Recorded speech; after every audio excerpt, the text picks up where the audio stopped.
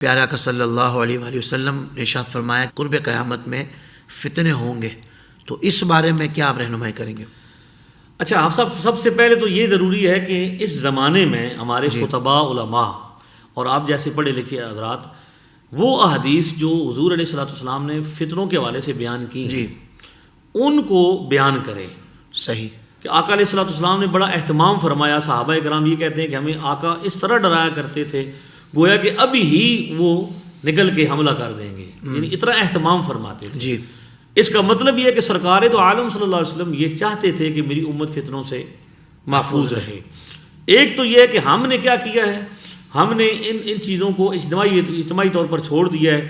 لوگ بیان کرتے تھے، پہلے زمانے میں علماء بہت زیادہ بیان کرتے تھے، لوگوں کے سامنے پہچان ہوتی تھی جی کہ یہ پہچان حدیث میں آئی ہے، تو لوگ کیا کرتے تھے، بچتے تھے۔ ایک تو بہت ضرورت ہے کہ ان سب چیزوں کا میں اب یہاں پہ وقت بہت کم ہے، میں صرف خلاصہ بیان کروں گا کہ صحیح مسلم میں جو مقدمے میں روایت ہے، حضور علیہ السلام نے ارشاد فرمایا میرے بعد بہت سارے دھوکے باز اور جھوٹے لوگ ہوں گے، جی یاتونکم من الاحادیث بما لم تسمعوا انتم ولا آباؤکم، وہ تمہارے سامنے ایسی ایسی باتیں کریں گے جو نہ آپ نے سنی ہوں گی نہ آپ کے باپ دادا نے سنی ہوں گی۔ اللہ اکبر، اللہ اکبر۔ نہ مسلمانوں آپ نے سنی ہوں گی نہ آپ کے آبا و اجداد نے۔ یہاں سے یہ ثابت ہوتا ہے کہ مسلمان آبا و اجداد حجت ہیں، حضور ان کو حجت فرما رہے ہیں۔ کیا بات ہے! یہ کچھ لوگ کہتے ہیں نا کہ جب ہم بات کرتے ہیں تو یہودی بھی یہ کہا کرتے تھے کہ ما الفینا علیہ آبانا، جی تو بھائی وہ یہودی اپنے یہودی ماں باپ کے بارے میں کہتے تھے، ہم مسلمان ہیں اور ہمارے ماں باپ مسلمان ہیں اور ہمارے مسلمان آبا و اجداد کو حضور حجت فرما رہے ہیں۔ واہ! کہ ایسی ایسی باتیں سنیں گے جو نہ آپ نے سنی ہوں گی نہ آپ کے باپ دادا نے سنی ہوں گی۔ فَإِيَّاكُمْ وَإِيَّاهُمْ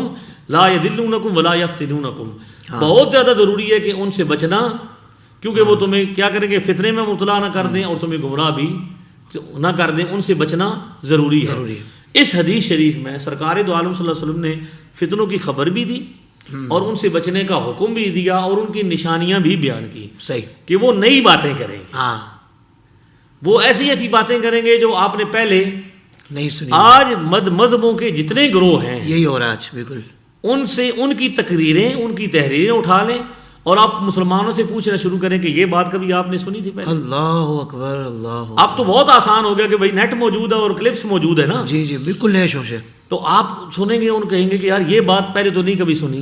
اللہ، تو حضور کیا فرما رہے ہیں، جو دین کے حوالے سے نئی بات ہے، اصل بدعت تو یہ ہے ہائے ہائے ہائے ہائے، کہ چور مچائے شور، خود بدعتی یہ کہہ رہا ہے کہ ہم جو ہے نا اگلوں کو مسلمانوں کو بدعتی ہونے کا دعویٰ۔ اللہ اکبر۔ اچھا، یہاں پہ ایک اور حدیث شریف میں کوٹ کرتا ہوں جس کو ہمارے میاں صاحب نے اپنی ہدایت المسلمین میں نقل کیا ہے، اس کی الحمدللہ ہم شرح کر رہے ہیں، 80% کام ہو چکا ہے، 20% رہ گئے، تو انشاءاللہ یہ جلدی منظر عام پہ آ جائے گی انشاءاللہ۔ اس کے مقدمے میں یہ جو لکھی میاں صاحب نے کیوں لکھی، اپنے زمانے کے شیخ تھے، پیر تھے بہت بڑے، اس زمانے کے عالم دین تھے، ان کا نام بھی محمد بخش تھا۔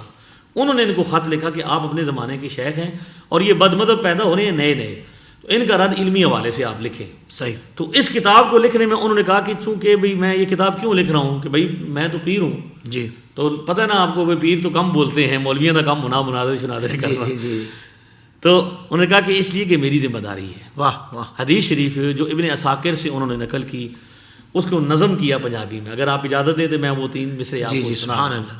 وہ کہتے ہیں بھئی قصد میرا اس نظم کرن تھی نہ ہی شعر کماون، واہ واہ واہ، یہ جو میں نے نظم لکھی ہے نا، نظم کی صورت میں، میرا مقصد کچھ شعر دکھانا نہیں ہے، نہ کچھ بحث جدال کسی سنگ نہ کچھ ویر کماون، یہ نہ کسی سے میں بحث مباحثہ کرنا چاہتا ہوں، نہ کوئی جنگ میری کوئی ضرورت ہے بھی جھگڑا کرنا چاہتا ہوں، بلکہ قصد ایو جی میں کہندا ابن عساکر راوی ابن معاذ لیندا سن سارا شک جاوی، یعنی مقصد یہ ہے کہ ابن عساکر نے حضرت معاذ بن جبل سے یہ روایت اپنی کتاب تاریخ دمشق میں نقل کی، جس کی 80 جلدیں ہیں۔ واہ واہ واہ، پہلی روایت جو نقل کر رہے ہیں کتنی جلدیں ہیں اس کی؟ 80 جلدیں ہیں اور 105 کتابوں کا حوالہ ہے اس میں۔ واہ واہ واہ۔ ابن عساکر کہندا ایک دن حضرت سی فرمایا، ایک زمانے جہاں اس جگ تے بدعت جھنڈا لایا۔ اب یہ حدیث کا ترجمہ شعر کی صورت میں میاں صاحب، اللہ اکبر، اللہ اکبر۔ تان کرے سن اگلیاں تائیں اس سویں دے بندے، تومت نال بزرگاں کر سن بول زمانوں مندے۔ بعد والے لوگ کیا ہوں گے، بدعت ظاہر ہوگی اور پچھلے بزرگوں پر لوگ کیا کریں گے، زبانیں تان دراز کریں گے، اللہ، ان کے بارے میں بے ادبیاں کریں گے، ان کے بارے میں گستاخیاں کریں گے۔ سب سے بڑی فتنے کی خبر جو حضور نے دی ہے اور جو نشانی بتائی ہے وہ کیا ہے؟ کہ لوگ بے ادب ہوں گے، بے ادب ہوں گے، سب سے بڑی اوہو، یعنی یہ بات اس میں جو مسلم سے اگر اس کو ملائیں آپ تو نہ تم نے سنی نہ تمہارے باپ دادا نے سنی، نہ ہم بے ادب نہ ہمارے باپ دادا بے ادب، یہ بے ادب آج پیدا ہوئے ہیں اور یہ بے ادبی کر رہے ہیں۔ اور یہاں پہ دیکھیں حضور فرما رہے ہیں کہ کیا کریں گے؟ بزرگوں پر کیا کریں گے؟ تان کرے سن اگلیاں تائیں اس سمیں دے بندے، تو مت نال بزرگاں کرسن بول زمانوں مندے، اللہ، اس ویلے وچ ہوسی جس نو دینی علم ربانی، نشر اظہار کرے اس تائیں رد قوم زیانی۔ یعنی اگر اس وقت جس بندے کے پاس علم ہوا اس پر یہ واجب ہوگا کہ وہ اپنا علم ظاہر کرے اور لوگوں کو حق بتائے اور اس بد مذہبوں کا رد کرے۔ جے او علم ربانی اس دن ظاہر مول نہ کرسی، یعنی اپنا علم ظاہر نہیں کرے گا عالم دین ڈر جائے گا، کسی طرح دے زر تکلیفوں کر اندیشہ ڈر سی کہ لوگ ناراض ہو جائیں گے، لوگ محبت کرنا چھوڑ دیں گے، یا کچھ پیسے شیسے کم ہو جائیں گے یا ناراض ہو جائیں گے، اس نظر سے وہ کیا کرے؟ حق بیان نہ کرے گا۔ تو جو کچھ نازل ہویا نبی تے جیسا اس لکایا، ایسا ہے تد علم چھپاون خود سرور فرمایا۔ اللہ، حضور نے فرمایا کہ ایسا عالم دین جس نے حق جانتے ہوئے علم ہوتے ہوئے لوگوں کو حق نہ بتایا اور فتنوں سے باخبر نہ کیا، وہ اسی طرح ہے جس طرح محمد رسول اللہ پر نازل ہونے والے دین کا انکار کرنے والا۔ اللہ، اللہ، اللہ۔ میاں صاحب فرماتے ہیں، میاں صاحب رحمۃ اللہ علیہ فرماتے ہیں کہ یہ کتاب لکھنے کا میرا مقصد یہ ہے کہ میں مولوی ہوں، اپنے زمانے کا عالم ہوں، میاں کا لفظ پنجابی میں ہمارے ہاں بڑے عالم کے لیے استعمال ہوتا ہے، واہ واہ، تو میں جو ہے میری ذمہ داری تھی۔ اب یہاں بھی جو بتایا گیا کہ فتنوں کے حوالے سے جو فتنوں کی سب سے بڑی علامت ہے وہ کیا ہوں گے؟ بے ادب ہوں گے، بے ادب ہوں گے۔ اور کن کی بے ادبی کریں گے؟ بزرگوں کی، بزرگوں کی بے ادبی کریں گے۔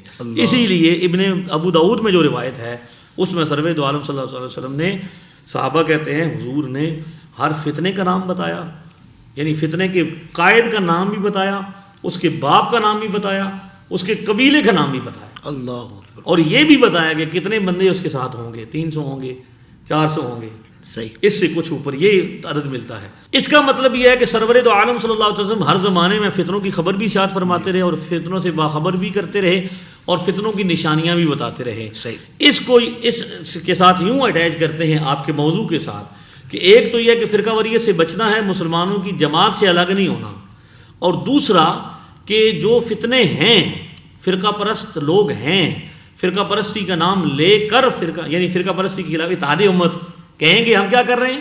کہتے یہ ہیں کہ ہم اتحاد امت کر رہے ہیں، اور اتحاد امت کا مطلب کیا ہے کہ ساری امت کیا ہے؟ مشرک ہے، نعوذ باللہ، ان پر شرک کے فتوے لگاتے ہیں۔